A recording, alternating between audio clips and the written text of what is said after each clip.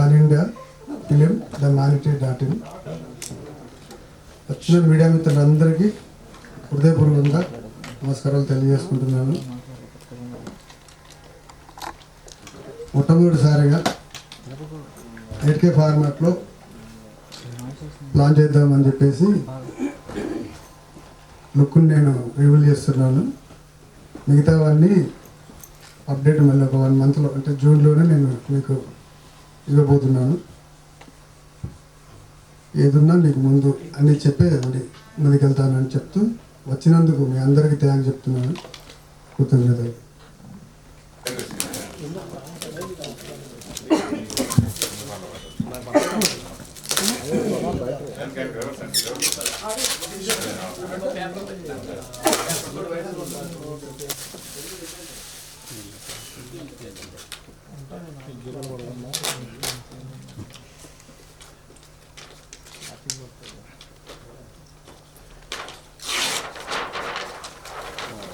కొంచెం బయలు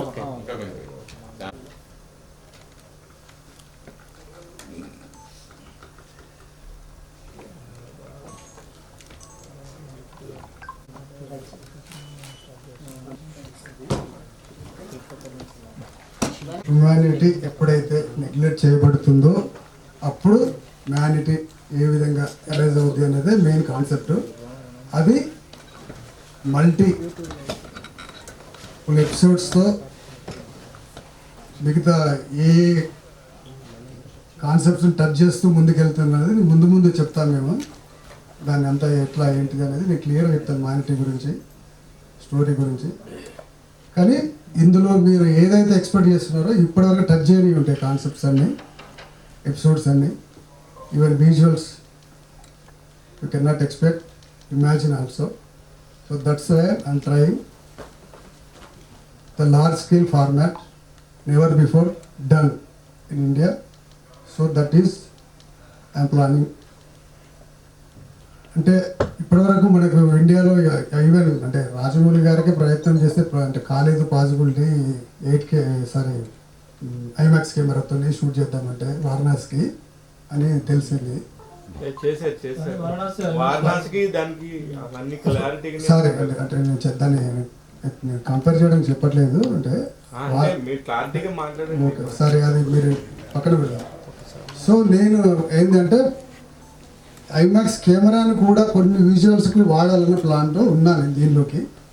ఈవెన్ కొన్ని ఇంపార్టెంట్ సీన్స్ ఎక్కడ అవసరమో అక్కడ డైరెక్ట్ ఐమాక్స్ కెమెరానే వాడాలని ఆలోచనతో ఉన్నాను. కానీ అది పాసిబుల్ అవుతుందో లేదో నాకు తెలియదు. ఎందుకంటే నన్ను ఆ విధంగా అన్నారు కాబట్టి నేను చెప్పాల్సి వచ్చింది ఆ మాట. అది నేను అది చెప్పాలని కాదు, ఆయనకే పాసిబుల్ కానీ నీకేడా పాసిబుల్ అవుతుంది అని అన్నారు. సో నాకైతే పాసిబుల్ అయితే నేను అది ఓవర్ కాన్ఫిడెన్స్ చెప్పట్లేదు. ఆయనకే కాదు నాకెక్కడ అవుద్ది కానీ అది అఫ్కోర్స్ అంటే మనం ప్రయత్నం చేస్తే సాధ్యం కానిది ఏది లేదు అనేది అది నేను బాగా నమ్ముతాను. నేను నమ్మకంతోనే నడుస్తాను. So that's why my banner also lord words. నేను ఆల్వేస్ హోప్తోనే ముందుకెళ్తాను, నమ్మకంతోనే ముందుకెళ్తాను. ముఖ్యంగా అందరికీ నేను ప్రేమగానే చూస్తానని, ఎవరిని ముందు ఒకలాగా వెనుకొకలాగా చూడని మనిషిని నేను. సో ఆ నమ్మకంతో ముందుకెళ్తాను కాబట్టి పాసిబిలిటీగా ఇది 100% ఎక్స్పెక్ట్ చేసేదానికి ముందుకెళ్తానని నమ్మకంతోనే ఉన్నాను. అందులో నాకు ఏ డౌట్ లేదు. ఎక్స్పెక్ట్ చేసింది 100% రీచ్ ఇంకా ఎక్కువనే ఉంటుంది. నేను ఎక్స్పెక్ట్ చేసింది ఎక్కువనే ఉంటుంది. సో దానిలో మాత్రం డౌట్ లేదు. ఇంకా డౌట్ ఏదైనా చెప్పాలనుకుంటే నేను ముందు ఇంకా ఇస్తాను అప్డేట్స్ ఏమున్నా కూడా. ఇప్పటి వరకు మాత్రం ఓన్లీ మీకు లుక్ మాత్రమే మీరు చూపించాలి, లుక్ మాత్రమే రివీల్ చేయాలనే ఉద్దేశంతో జస్ట్ ఈ 2 లుక్లు ఇచ్చారు మీకు. ఈ లుక్స్ని మీరు ఎంత ప్రేమగా మీరు నా మీద అంటే వైడర్గా మీరు పబ్లిష్ చేయగలిగితే అంత బెటర్ అని నా ఉద్దేశం. దాన్ని మీరు ఎగ్జిక్యూట్ చేయండి, చేస్తారన్న నమ్మకంతో హోప్తోనే ఉన్నాను. దాన్ని వెనుకుండి నడిపిస్తున్న మన సురేష్ కొండెడి గారికి కూడా చాలా థ్యాంక్స్ చెప్తున్నాను.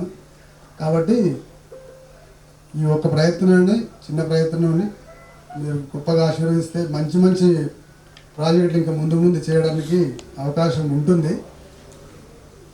మెయిన్ కంటెంట్కి మించింది ఇంకేం లేదు ఇక్కడ.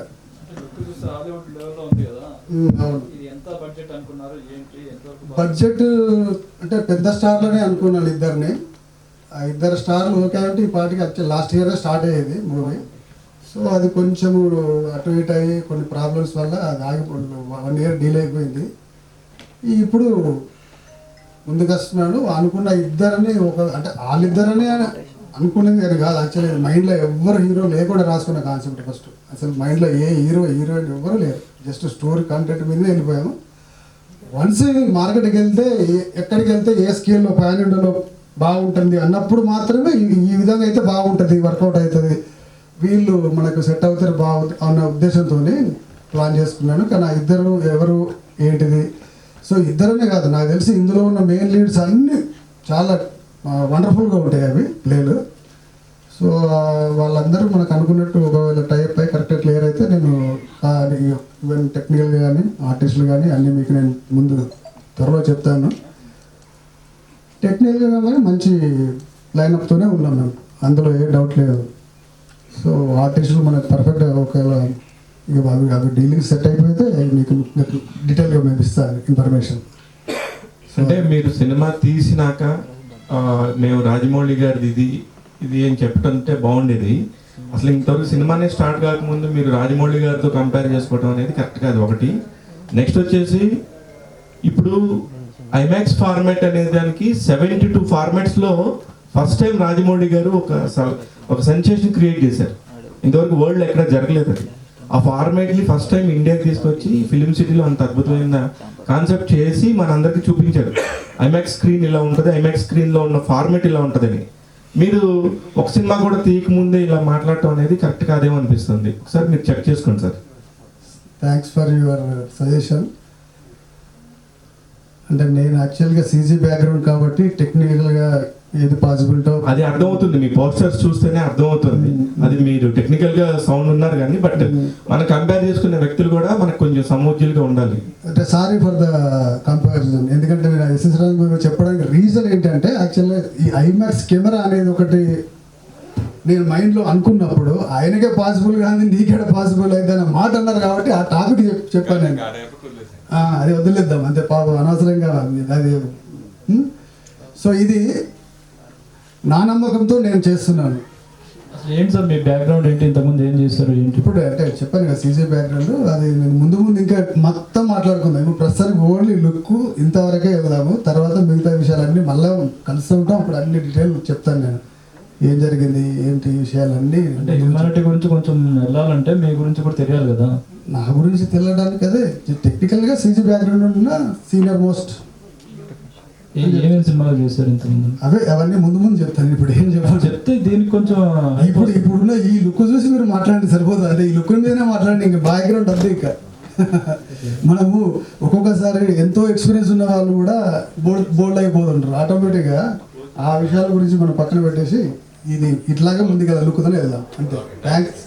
ఏదైనా మిస్టేక్ జరిగినా, ఏదైనా తప్పు చేసినా, మాట్లాడినా దయచేసి మన్నించండి.